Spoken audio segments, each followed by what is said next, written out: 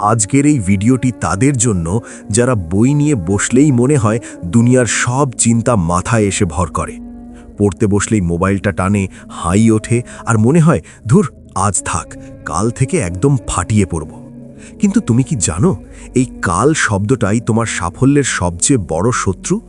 এই কাল কাল করতে করতে তুমি তোমার জীবনের কতটা মূল্যবান সময় নষ্ট করে ফেলেছ সেটা কি একবারও ভেবে দেখেছো? কাল কোনো দিন আসে না। কাল যা তুমি করতে চাও তা করার সবচেয়ে সেরা সময় হলো আজ, এই মুহূর্তটা। আজকের এই ভিডিওতে আমি তোমাকে কোনো তাত্ত্বিক কথা শোনাবো না, বরং 5টি বাস্তবসম্মত এবং জাদুকরী উপায় বলবো যা তোমার পড়াশোনার জগৎটাকেই বদলে দেবে। এই পদ্ধতিগুলো কেবল বইয়ের কথা নয়, এগুলো বৈজ্ঞানিকভাবে প্রমাণিত এবং বহু সফল মানুষ এগুলো মেনে চলেছেন। কথাগুলো শেষ পর্যন্ত শোনো, কারণ শেষ পয়েন্টটি তোমার দৃষ্টিভঙ্গি পাল্টে দেওয়ার জন্য যথেষ্ট। যদি তুমি মাঝপথে ভিডিওটি ছেড়ে দাও তবে হয়তো তুমি সেই বিশেষ উপায়টি মিস করবে যা তোমার আলসেমি চিরতরে দূর করতে পারত। প্রতিটি মুহূর্ত গুরুত্বপূর্ণ, কারণ তোমার আজকের প্রতিটি সেকেন্ড তোমার আগামী দিনের সাফল্যের ভিত্তি তৈরি করছে। নাম্বার 1, পরিবেশের শক্তি এবং মোবাইল দূরত্ব, দ্য পাওয়ার অফ এনভায়রনমেন্ট। পড়াশোনায় মন না বসার প্রধান কারণ হলো তোমার চারপাশের পরিবেশ। তোমার মস্তিষ্ক তোমার চারপাশের পরিবেশ থেকে সিগন্যাল গ্রহণ করে। যদি তোমার পড়ার টেবিল অগোছালো থাকে, চারিদিকে অপ্রয়োজনীয় কাগজ, ধুলোবালি বা জামাকাপড় পড়ে থাকে, তবে তোমার মস্তিষ্ক অগোছালো বোধ করবে। বিশৃঙ্খল পরিবেশে মন কখনো শান্ত হতে পারে না, আর অশান্ত মনে পড়াশোনা ঢোকানো অসম্ভব। তাই সবার আগে নিজের পড়ার জায়গাটা পরিষ্কার করো। টেবিলের ওপর শুধু সেই বইটিই রাখো যেটা তুমি এখন পড়বে। একটি পরিচ্ছন্ন টেবিল তোমার ব্রেনকে সিগন্যাল দেয় যে এখন ফোকাস করার সময়। আর এই পয়েন্টের সবচেয়ে বড় জাদুকরী উপায় হলো পড়তে বসার অন্তত 10 মিনিট আগে নিজের স্মার্টফোনটা পাশের ঘরে রেখে আসা। সাইলেন্ট মোড নয়, একদম চোখের আড়াল করে ফেলো। আমরা ভাবি ফোনটা পাশে উল্টে রাখলেই হবে, কিন্তু বিজ্ঞান বলছে অন্য কথা। আমাদের মস্তিষ্ক নোটিফিকেশনের শব্দের চেয়েও ফোনের অস্তিত্বে বেশি বিচলিত হয়। ফোনের উপস্থিতি তোমার অবচেতন মনে বারবার এই সংকেত পাঠাতে থাকে যে হয়তো কেউ মেসেজ দিয়েছে, হয়তো নতুন কোনো ভিডিও এসেছে। এই যে একটা অপেক্ষা, এটাই তোমার মনোযোগের 12টা বাজিয়ে দেয়। ফোন যখন দূরে থাকবে তোমার মস্তিষ্কের কাছে পড়াশোনা ছাড়ে আর কোনো অপশন থাকবে না। মনে রাখবে, যুদ্ধে জেতার আগে যুদ্ধের ময়দান প্রস্তুত করতে হয়। তোমার পরিবেশ যদি পড়ার উপযোগী না হয় তবে তুমি মনের সাথে যুদ্ধে বারবার হেরে যাবে। তাই ফোনকে বিদায় জানাও আর জয়ের জন্য নিজেকে তৈরি করো। নাম্বার 2, পমোডোরো টেকনিক বা ছোট লক্ষ্য, দ্য পমোডোরো পাওয়ার। আমরা ভুলটা এখানেই করি। আমরা ভাবি একটানা 3-4 ঘন্টা পড়ব। এক বসায় সব শেষ করে ফেলার এই অবাস্তব চিন্তাটাই আমাদের বড় শত্রু। কারণ মানুষের মস্তিষ্ক সর্বোচ্চ 25 থেকে 30 মিনিট পূর্ণ মনোযোগ ধরে রাখতে পারে। এরপর ব্রেন ক্লান্ত হয়ে পড়ে। যখন তুমি নিজেকে বলবে যে তোমাকে 4 ঘন্টা পড়তে হবে, তখন তোমার মন ভয় পেয়ে যায় এবং হাজারটা অজুহাত খুঁজতে শুরু করে। সে চায় এই কষ্ট থেকে বাঁচতে। কিন্তু যদি তুমি কাজটাকে ভেঙে ফেলো তাহলে মস্তিষ্ক সেটাকে সহজ হিসেবে গ্রহণ করে।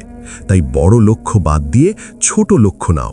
25 মিনিট পড়ো, তারপর 5 মিনিটের একটা ব্রেক নাও। একেই বলে পমোডোরো টেকনিক। যখন তুমি জানবে যে তোমাকে মাত্র 25 মিনিট পড়তে হবে, তখন তোমার মন অজুহাত দেওয়ার সুযোগ পাবে না। 25 মিনিট সময়টা খুব ছোট, তাই তোমার মস্তিষ্ক এটা মেনে নিতে রাজি হয়। একবার যখন তুমি 25 মিনিটের একটি সেশন সফলভাবে শেষ করবে, তখন তোমার মধ্যে এক ধরনের জয়ের আনন্দ কাজ করবে। এই ছোট ছোট জয়ের আনন্দ তোমার আত্মবিশ্বাস বাড়িয়ে দেবে এবং পড়াশোনাকে আর বোঝা মনে হবে না। এভাবে কয়েকবার পড়ার পর তুমি একটি বড় ব্রেক নিতে পারো। এতে তোমার ব্রেন রিচার্জ হবে এবং পরবর্তী পড়ার জন্য আরও বেশি শক্তি পাবে। এই পদ্ধতিটি অনুসরণ করে তুমি দেখবে যে কাজটা তুমি আগে সারা দিনেও করতে পারতে না, তা এখন অনেক কম সময় এবং অনেক বেশি মনোযোগ দিয়ে শেষ করছো। নাম্বার 4, 4 সেকেন্ডের রুল। পড়তে বসার কথা ভাবলেই যখন আলসেমি লাগে তখন এই জাদুকরী নিয়মটি কাজে লাগাও। আমাদের মস্তিষ্ক খুব অদ্ভুত। কোনো কাজ করতে 5 সেকেন্ডের বেশি দেরি করলে সে অলসতার সপক্ষে যুক্তি তৈরি করা শুরু করে। সে তোমাকে বোঝাবে যে এখন শরীরটা ভালো লাগছে না বা এখন একটা গান শুনে নিলে ভালো হতো। এই যে প্রোক্রাস্টিনেশন বা গড়িমসি থামানোর সেরা উপায় হলো কাউন্টডাউন। মনে মনে উল্টো গণনা করো, 5, 4, 3, 2, এক এবং সাথে সাথে কোনো চিন্তা না করে চেয়ারে গিয়ে বসে পড়ো। এক বলার সাথে সাথে তুমি একটি রকেটের মতো অ্যাকশনে চলে যাবে। আমাদের মস্তিষ্ককে সময় দিলে সে হাজারটা অজুহাত তৈরি করে। 5 সেকেন্ডের মধ্যে অ্যাকশনে চলে গেলে মস্তিষ্কের সেই অজুহাত দেওয়ার ক্ষমতা নষ্ট হয়ে যায়। মনে রাখবে, শুরু করাটাই সবচেয়ে কঠিন কাজ। একবার যখন তুমি বই খুলে প্রথম লাইনটা পড়ে ফেলবে, তখন বাকি পথটা সহজ হয়ে যাবে। প্রথম পদক্ষেপটি নিতেই যত ভয়, কিন্তু সেই পদক্ষেপটি তোমাকে সাফল্যের শিখরে নিয়ে যাবে। এই নিয়মটি তোমাকে কেবল পড়াশোনাতেই নয়, জীবনের যে কোনো কঠিন সিদ্ধান্ত নিতে সাহায্য করবে। আলস্য নয়, অ্যাকশনই তোমাকে এগিয়ে নেবে। নাম্বার 5, কেন বা কারণ খুঁজে বের করা। এটি সবচেয়ে গুরুত্বপূর্ণ পয়েন্ট। তোমার যদি কোনো লক্ষ্য বা শক্তিশালী কারণ না থাকে, তাহলে কোনো টেকনিকই কাজে আসবে না। হাজারটা রুলস ফলো করেও তুমি মনোযোগ ধরে রাখতে পারবে না যদি তোমার ভেতরে সেই আগুনটা না থাকে। নিজেকে প্রশ্ন করো, তুমি কেন পড়তে চাও? কি সেই কারণ যা তোমাকে অন্যদের চেয়ে আলাদা করবে? কেন তোমাকে আজ রাতে নিজের ঘুম বিসর্জন দিয়ে পরিশ্রম করতে হবে? হয়তো তোমার কারণ তোমার বাবা মায়ের সেই ত্যাগ, যারা তোমার সুন্দর ভবিষ্যতের জন্য দিন রাত কষ্ট করছেন। হয়তো কারণটা তোমার নিজের একটা সুন্দর ভবিষ্যৎ, যেখানে তুমি অভাবমুক্ত জীবন কাটাবে।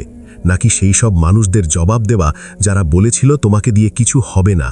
যখনই পড়ার টেবিল থেকে উঠতে ইচ্ছে করবে, যখনই মনে হবে পড়াশোনা অনেক কষ্টের কাজ, তখন নিজের এই কেন বা লক্ষ্যের কথা ভাবো যে আজ তুমি ফাঁকি দিলে আগামী 10 বছর পর তোমাকে কোথায় থাকতে হবে। দেখবে আলসেমি উধাও হয়ে গেছে এবং তোমার ভেতরে এক অদ্ভুত শক্তি কাজ করছে। তোমার এই কেন যত শক্তিশালী হবে, তোমার পরিশ্রম করার ক্ষমতা ততই বৃদ্ধি পাবে। এই কারণটিই তোমাকে রাতে জেগে পড়ার শক্তি দেবে। এই কারণটিই তোমাকে প্রতিকূলতার বিরুদ্ধে লড়ে যাওয়ার সাহস যোগাবে। তোমার স্বপ্নই তোমার আসল শক্তি। পরিশেষে বলবো, পড়াশোনা কোনো বোঝা নয়, এটি তোমার স্বপ্নের সিঁড়ি। আজ তুমি যে কষ্টটা করছো, কাল সেটাই তোমার সাফল্যের গল্প হবে। আজ তোমার টেবিলে কাটানো প্রতিটি মুহূর্ত তোমার ভবিষ্যতের রাজপ্রাসাদের এক একটি ইট। তুমি যদি এই মুহূর্তে তোমার আলস্যকে জয় করতে পারো, তবে আগামী দিনের জয় তোমার জন্য নিশ্চিত। তোমার পড়ার টেবিলই তোমার ভবিষ্যৎ নির্ধারণ করবে। তুমি যদি আজকের এই কঠিন মুহূর্তগুলো কাটিয়ে উঠতে পারো, তবেই তুমি সেই সাফল্যের শিখরে পৌঁছবে, যেখানে অন্যরা শুধু স্বপ্ন দেখে। আজকের এই ভিডিওর প্রতিটি পয়েন্ট তোমার জীবন বদলে দেওয়ার ক্ষমতা রাখে, কিন্তু শুধু দেখলে হবে না, তোমাকে এগুলো পালন করতে হবে। আজ থেকেই এই ভিডিওটি শেষ করার পর তোমার ফোন দূরে রাখো, নিজের পরিবেশ ঠিক করো, 25 মিনিটের টার্গেট নাও, অ্যাক্টিভ রিকল ব্যবহার করো, 5 সেকেন্ডের রুল মানো এবং তোমার কেনকে মনে রেখো। সময় নষ্ট করার মতো বিলাসিতা আমাদের নেই। এখনই এই ভিডিওটি শেষ করে নিজের লক্ষ্য স্থির করো এবং বই নিয়ে বসে পড়ো। মনে রেখো, জয়ী তারাই হয় যারা অজুহাত না দিয়ে কাজে বিশ্বাস করে।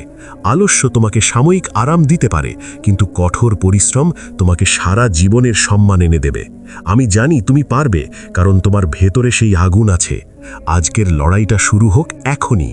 তুমি নিজেই নিজের ভাগ্য নির্মাতা, তাই লড়াইটা শুরু করো আজ থেকেই, কারণ আগামীর সাফল্য মানুষটা তুমি। তোমার স্বপ্নগুলো বাস্তব করার ক্ষমতা তোমারই হাতে, শুধু দরকার একটু ইচ্ছা শক্তি এবং ধারাবাহিকতা। এই লড়াইয়ে জয়ী হতে হবে তোমাকে, আর সেটা এখনই কমেন্ট সেকশনে লিখে ফেলো যে আজ থেকেই আমি আমার সেরাটা দেব। কারণ এই কথাটা যখন তুমি লিখবে, তখন তোমার অবচেতন মন সেটাকে একটা চ্যালেঞ্জ হিসেবে গ্রহণ করবে। আর ভিডিওটি তোমার সেই সব বন্ধুদের সাথে শেয়ার করো যারা পড়ার সময় মনোযোগ ধরে রাখতে হিমশিম খাচ্ছে। হতে পারে তোমার এই একটি শেয়ার তাদের জীবন বদলে দেওয়ার কারণ হয়ে দাঁড়াবে। মনে রেখো, লড়াইটা একা করার চেয়ে একসাথে করলে জয়ী হওয়া সহজ হয়। দেখা হবে সাফল্যের শিখরে।